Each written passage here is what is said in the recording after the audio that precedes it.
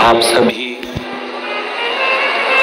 बड़े भाग्यशाली हैं, किस्मत वाले हैं जो नवरात्रे में ये बाबा की कथा आपके दरवाजे तक पहुंची है।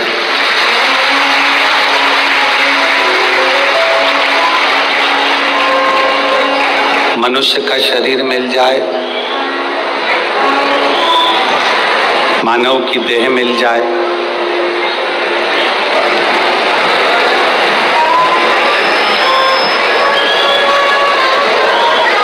तो ये समझिएगा कि ये कहीं ना कहीं भगवान की कृपा हुई है, उनकी दया हुई है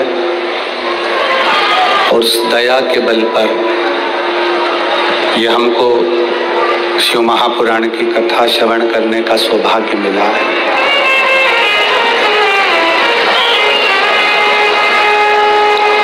शिव कथा कहती है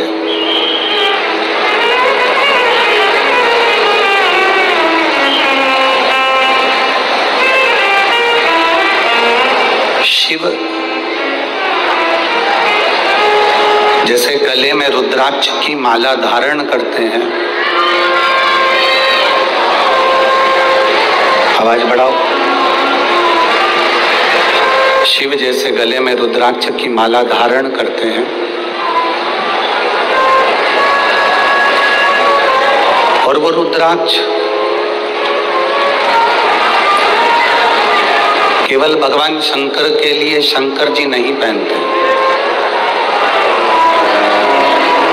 वो रुद्राक्ष भगवान शिव संपूर्ण विश्व के कल्याण के लिए धारण करते हैं,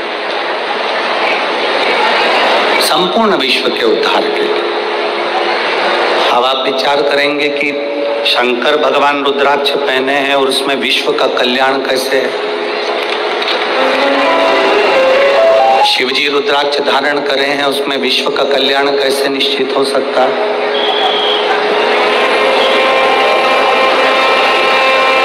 एक बात अपने भीतर उतार कर रखना,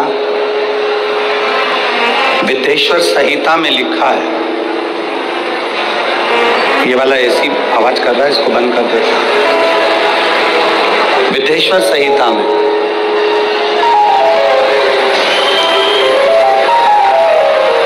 शिव महापुराण की विदेश्वर संहिता कहती है,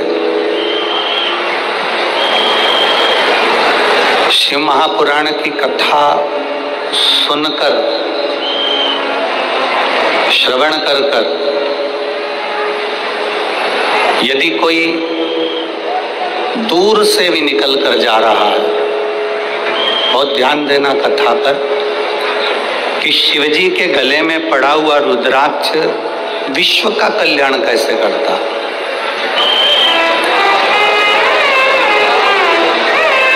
विदेश्वर संहिता कहती है कि अगर कोई भूलवश भी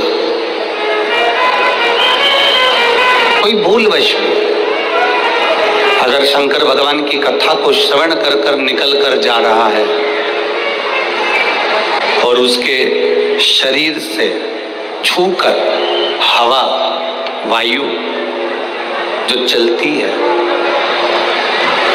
उसके शरीर से छूकर जो वायु निकलती है, जो हवा चलती है, चलती हुई हवा यदि उसके शरीर से भी छूकर निकल गई और जितनी जितनी दूर, जहां जहां तक वो हवा जाती है, वो पवन जाती है, वो वायु जाती है, और उस हवा के क्रम में जितने जितने जीव आ जाते हैं, चाहे मनुष्य हो, जलचर हो, थलचर हो, वायुचर हो, जो जीव आ गया, शिवपुराण कहती है उनका दूसरी बार जन्म नहीं होता, वो संसार सागर से मुक्त हो जाता है।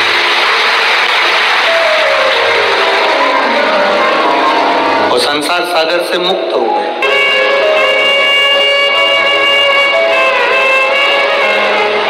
शिव जी के गले में रुद्राक्ष की माला है, शंकर जी के गले में रुद्राक्ष पड़ा हुआ है, मस्तक पर चंद्र है, गले में सर्प है,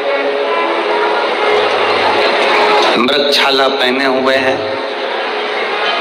ये मेरे बाबा ने जितना जितना स्वरूप बनाया है मेरे बाबा जितना जितना श्रृंगार ये करे हैं, ये संपूर्ण जगत के उद्धार के लिए करे।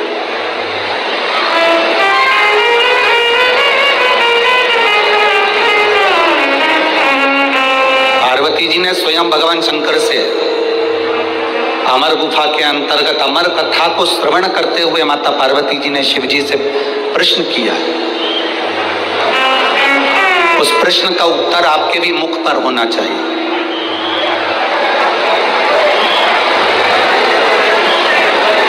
उस प्रश्न का उत्तर आपकी भी जिंदगी में होना चाहिए। हम तो कहते हैं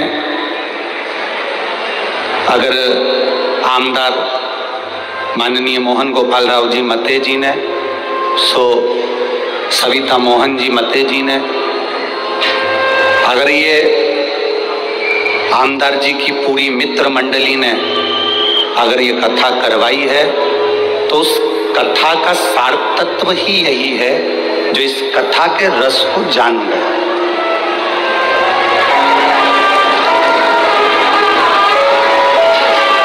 आज कथा के मंडप में माननीय सांसद महोदय कृपाल जी तुमाने जी भी विराजे हैं। शिव कथा कर रही है। एक प्रश्न माता पार्वती जी ने भगवान शंकर से कहा, अमरनाथ की गुफा में हम प्रवेश करें ना करें, अमरनाथ जी का दर्शन करने हम पहुंचे ना पहुंचे, अमरनाथ जी का हमने कभी दर्शन किया ना किया, हम कभी अमरनाथ दर्शन के लिए पहुंचे ना पहुंचे, पर ये प्रश्न और इसका उत्तर आपके भीतर होना चाहिए। ये प्रश्न भी हो और इसका उत्तर भी। पार्वती जी ने शिव जी से प्रश्न किया, बाबा, प्रभु, स्वामी, आपके शरीर पर जो वस्तु आपने धारण करी है, मैं 5 वस्तुओं को, पार्वती जी कहती हैं, आपसे पूछना चाहती हूं। केवल 5 वस्तु का मैं महत्व जानना चाहती हूं। एक, आपके गले में पड़ा हुआ रुद्राक्ष, दूसरा गले में पड़ा हुआ सांप, तीसरा मस्तक पे लगा हुआ चंद्र, चौथा मस्तक पे रखी हुई गंगा, और 5वां कंठ में पड़ा हुआ विष। ये 5 चीजें जो आपके पास में विराजमान है, ये 5 चीजें जो आपके पास में हैं, आपके पास में विराजमान है, इन 5 चीजों का दर्शन यदि संसार के मनुष्य को हो जाए, तो मैं ये जानना चाहती हूं कि वो संसार का मनुष्य किस लोक में जाता है, किस स्थान पर जाता है। बाबा देवाधिदेव महादेव जो माता पार्वती जी को कथा सुनाने के लिए विराजमान थे, अमर कथा जो कह रहे हैं, पार्वती जी को जो ज्ञानोपदेश दे रहे हैं, माता पार्वती जी को जो ज्ञानोपदेश प्रदान कर रहे हैं, वो भगवान शंकर पार्वती जी से कहते हैं, पार्वती, तू 5 दर्शन को भूल जा। गंगा का दर्शन हुआ कि नहीं हुआ उससे मतलब नहीं, चंद्र का दर्शन हुआ कि नहीं हुआ उससे मतलब नहीं, कंठ में भरे हुए विष का दर्शन हुआ कि नहीं हुआ उसका मतलब नहीं, सर्प गले में पड़ा है उसका दर्शन हुआ कि नहीं हुआ उसका मतलब नहीं। पार्वती, अगर संसार का मनुष्य मेरे गले में पड़े हुए रुद्राक्ष को अगर अपने कंठ में धारण भी कर लेता है या उसका स्पर्श भी कर लेता है, तो फिर पुनः उसका जन्म नहीं होता, वो कैलाश धाम का अधिपति बन जाता है। एक रुद्राक्ष का मन का, एक रुद्राक्ष का मन का, ये मनुष्य के जीवन को सुख प्रदान कर देता है।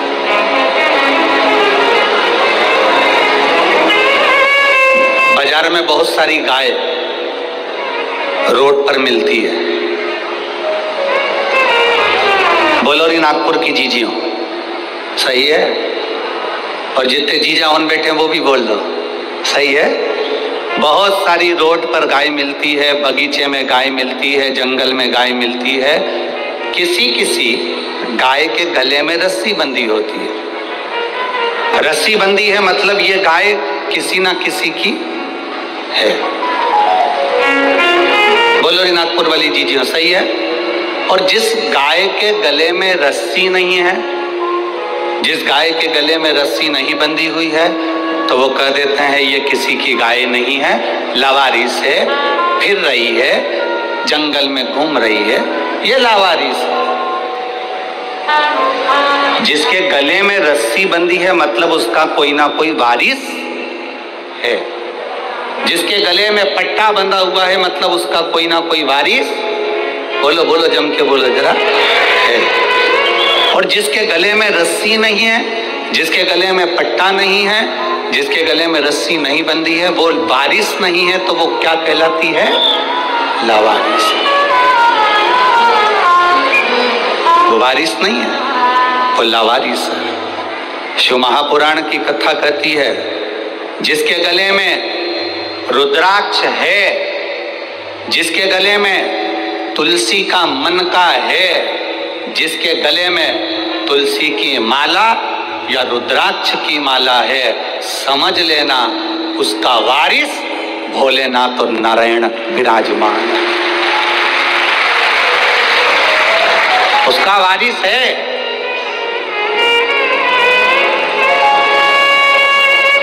आप सोने के कितने भी आभूषण पहन लो, चेने पहन लो, कितना सुंदर आभूषण धारण कर लीजिए, कितने भी हीरे के हार पहन लो, वारिस नहीं कहलाएगा।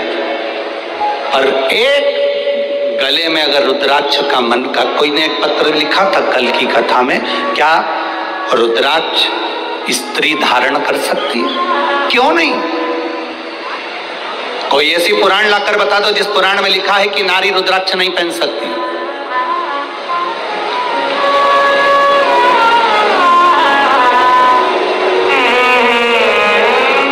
उस पत्र में लिखा था क्या नारी, क्या स्त्री भगवान शंकर के शिवलिंग का स्पर्श कर सकती है? क्या नारी स्त्री भगवान शंकर के शिवलिंग का स्पर्श कर सकती है? कोई ऐसी एक पुराण लाकर बताओ जिसमें लिखा हो कि नारी शंकर भगवान के शिवलिंग का स्पर्श नहीं कर सकती। अगर नारी शंकर भगवान के शिवलिंग का स्पर्श नहीं कर पाती तो आप ही के महाराष्ट्र की, आप ही के मराठवाड़ा की, आप ही के महाराष्ट्र की मां अहिल्याबाई होलकर, जिसके हाथ में शिवलिंग रखा रहता है, आप ही के मराठवाड़ा की, आप ही के महाराष्ट्र की मां अहिल्याबाई होलकर, जिनके हाथ में हमेशा शिवलिंग रखा हुआ था।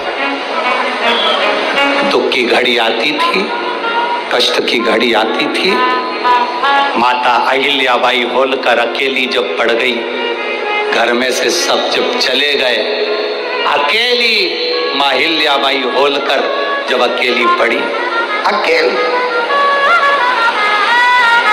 और चारों तरफ से उपद्रवियों ने अपना अपना आक्रमण कर दिया। सेना बना के तैयार कर कर सारे उपद्रवी तैयार हो गए। इधर से कोई सेना तैयार कर रहा है, उधर से कोई सेना तैयार कर रहा है।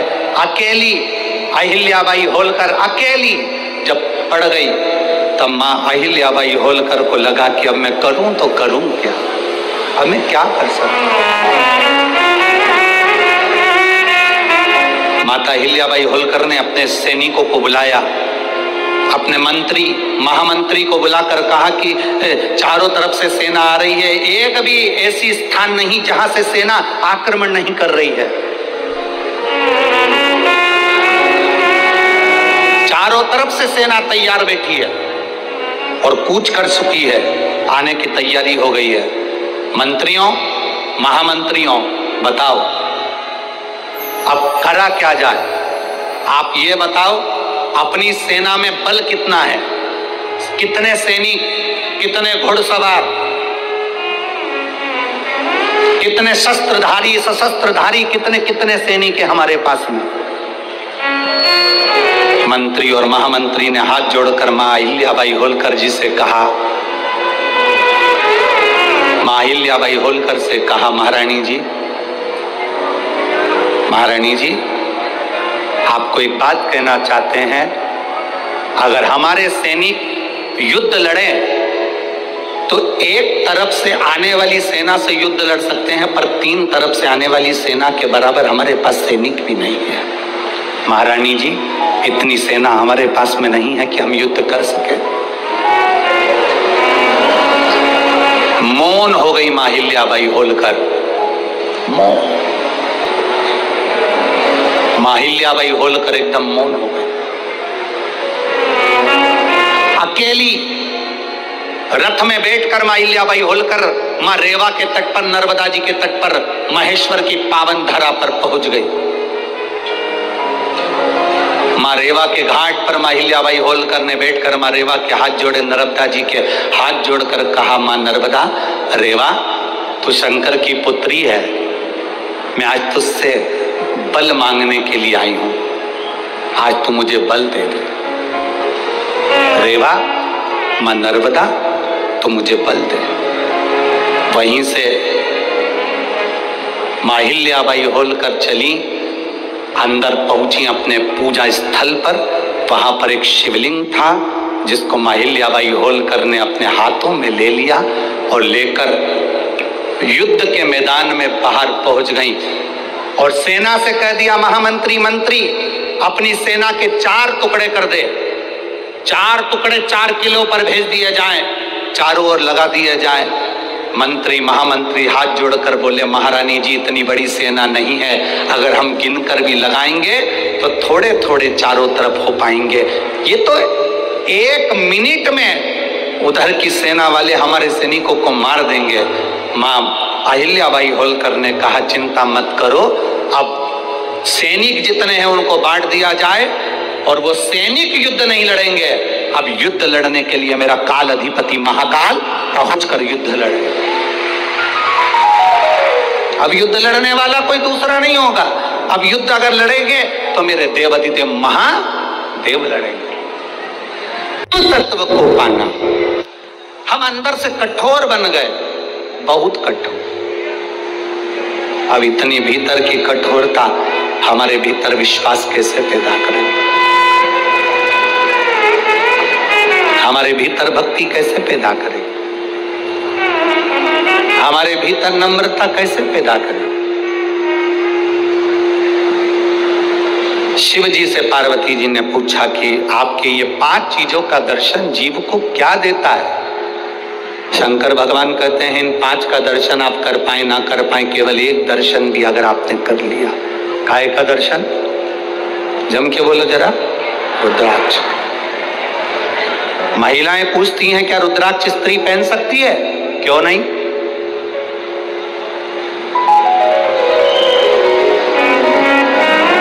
क्यों नहीं? क्या स्त्री भगवान शंकर के शिवलिंग का स्पर्श कर सकती है? क्यों नहीं?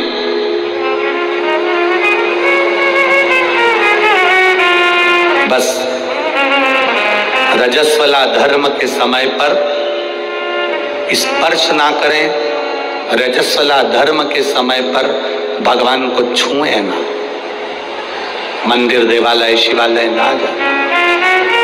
रजस्वला धर्म के समय पर भगवान के मंत्र का जाप करना नहीं छोड़ना, भगवान का नाम लेना नहीं छोड़ना। कोई ने कहा, गुरुजी हमने तो सुना है कि रजस्वला धर्म के समय पर नारी भगवान का नाम भी नहीं ले सकती। हमने कहा, रजस्वला धर्म के समय पर नाम क्यों नहीं ले सकते? रजस्वला धर्म के समय पर खा सकते हो,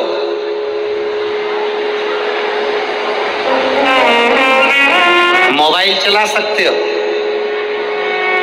सेल्फी ले सकते हो, तो फिर भगवान का नाम क्यों नहीं ले सकते? कौन सी पुराण में लिखा है कि रजस्वला धर्म के समय पर भगवान का भजन नहीं करना चाहिए या नाम नहीं लेना चाहिए? रजस्वला धर्म के समय पर मालूम पड़े अगर कोई व्यक्ति मर रहा हो और प्राण छूट रहे हो, तो क्या वो भगवान का नाम नहीं लेगा? उसके मुख से भजन नहीं निकलेगा?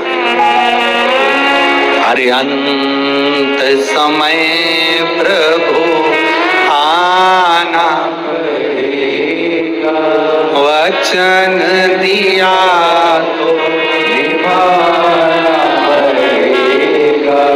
आए ना आए प्रभु कुटुंब कबीरा, अंत समय प्रभु आना पड़ेगा, वचन दिया तो निभाना पड़ेगा, अंत समय प्रभु आना पड़ेगा। शिव कथा कर रही है, अंत समय में कौन सी घड़ी हमारी आखिरी है, कौन सा पल हमारा आखिरी है, कौन सा समय हमारा आखिरी है, किसको मालूम है साहब? किसको पता है? किसको मालूम?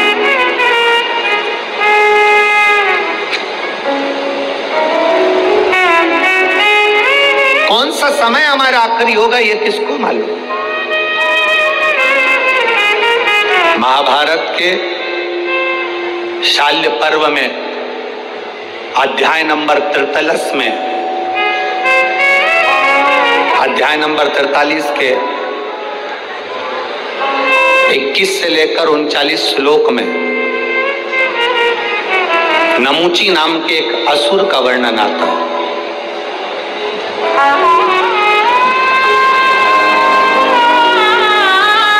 वो नमूची, जिसका नाम था नमूची, एक ऐसा दैत्य नमूची जिसके भाई थे शुंभ और निशुंभ,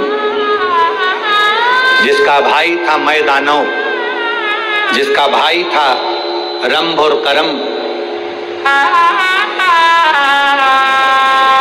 शुंभ निशुंभ का भाई नमूची,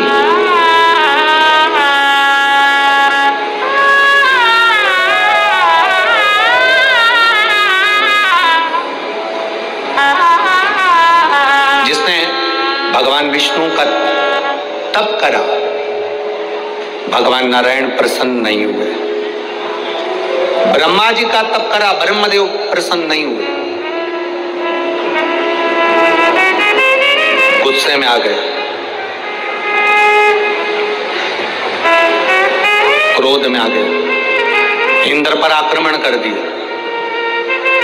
और इंद्र पर आक्रमण कर कर इंद्र की सत्ता को उसने कब्जा कर लिया। इंद्र की सत्ता पर कब्जा करा, धीरे धीरे कर कर उसने सारी सत्ताओं को अपना बना लिया।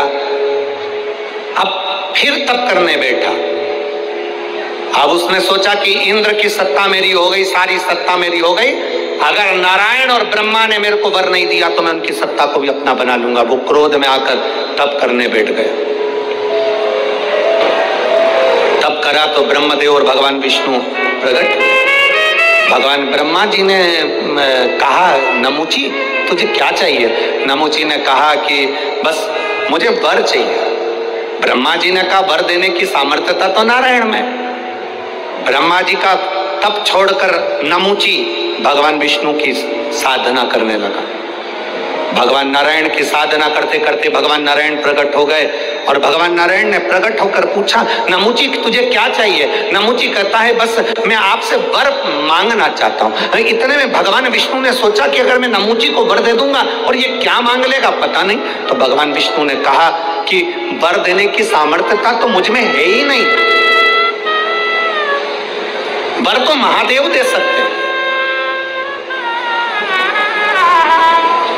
अब नमूची भगवान शिव को ढूंढते ढूंढते भगवान शंकर की साधना करना है और कैलाश पर पहुंच गए।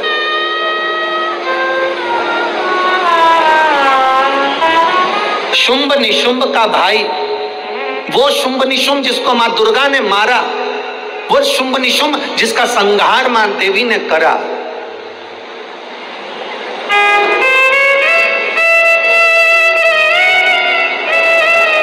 देवी जी की आरती में आप लोग गाते होंगे, गाते हो, शुंभ निशुंभ का वर्णन होता है।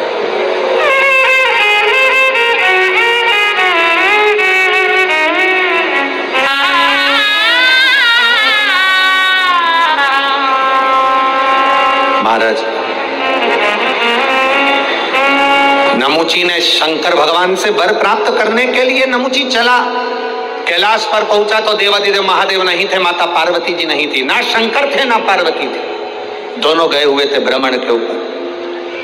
प्रदोष का दिन, प्रदोष काल का समय, भगवान शंकर प्रदोष के दिन, प्रदोष काल में अपने भक्तों के घर पर नंदी के कान में जो बोल कर जाता है, शिवजी नंदी पर बैठकर उस भक्त के दरवाजे पर उसका कल्याण करने के लिए प्रदोष के दिन, प्रदोष काल में पहुंचते हैं।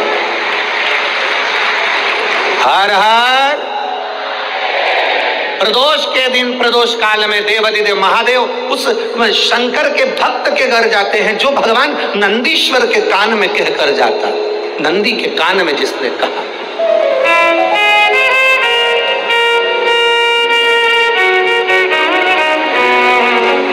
शंकर भगवान के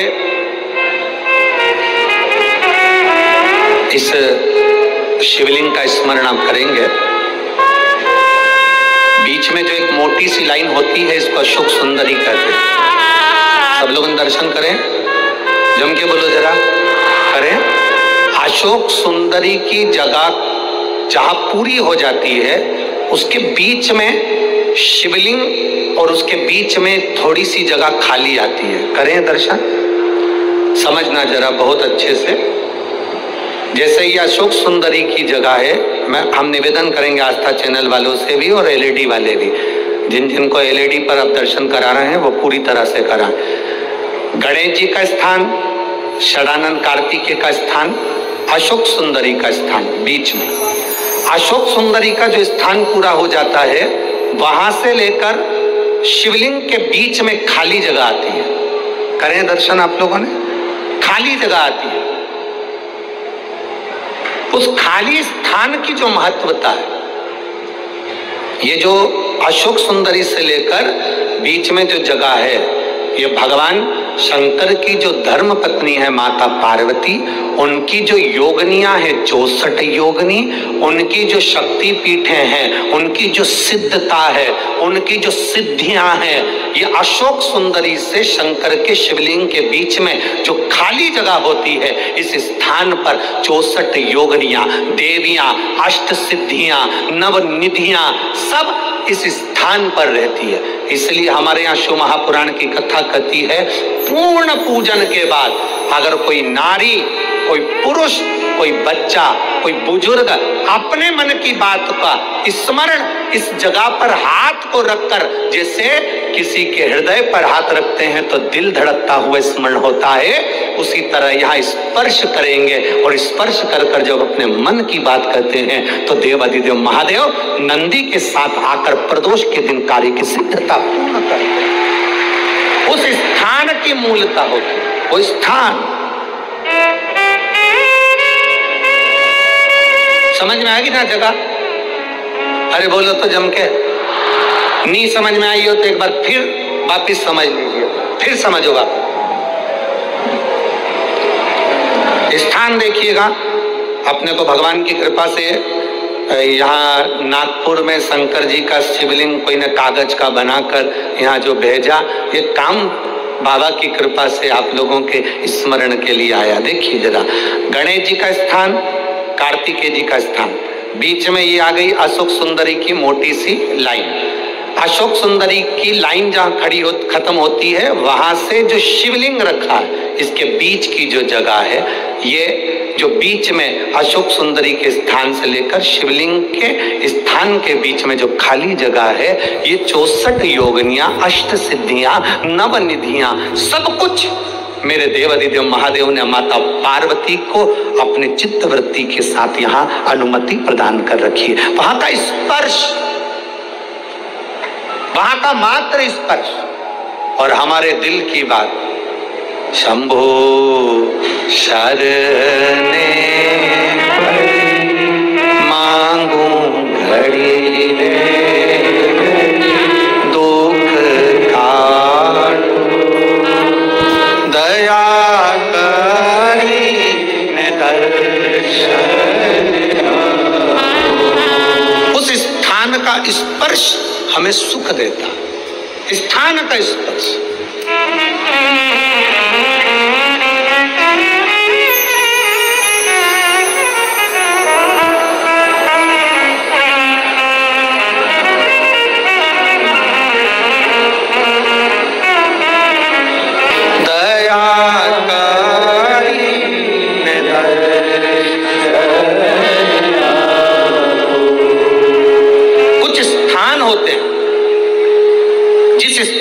बड़ी महत्वता होती है।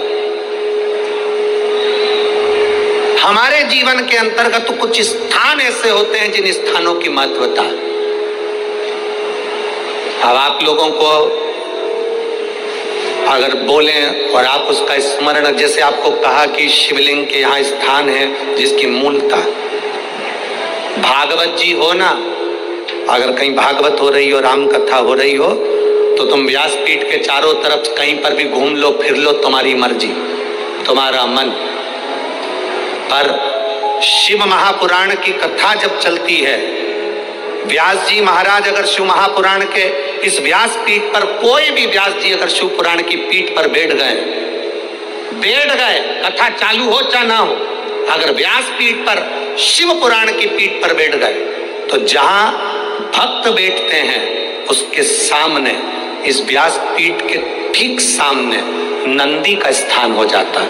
नंदी के स्थान को चाहे जजमान हो, चाहे कोई मंत्री हो, चाहे कोई मिनिस्टर हो, चाहे कोई कलंत्री हो, उसको भी यहाँ से वहाँ सामने से हम निकलने नहीं देते। क्यों? क्योंकि वो निकल तो जाता है पर बाद में उसको कष्ट भोगना पड़ता है। इसलिए हम मना करते हैं, इधर से मत जाना, आगे मत जाना, इधर से जाओ, पीछे से जाओ, इधर से पहुंचो, सम्मुख मत जाइए। जितनी दूरी बनती है इस व्यासपीठ के सम्मुख में,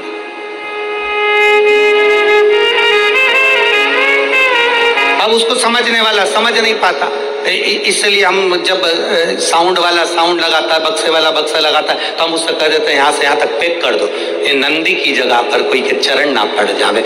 जितनी देर आप कथा सुनते हो, जितनी देर आप कथा के मंडप में बैठकर कथा सुनते हो, उतनी देर 33 कोटि देवता नंदीश्वर तुमरुका जी इस व्यासपीठ के ठीक सामने बैठकर शंकर की कथा का स्मरण करते हैं। कथा का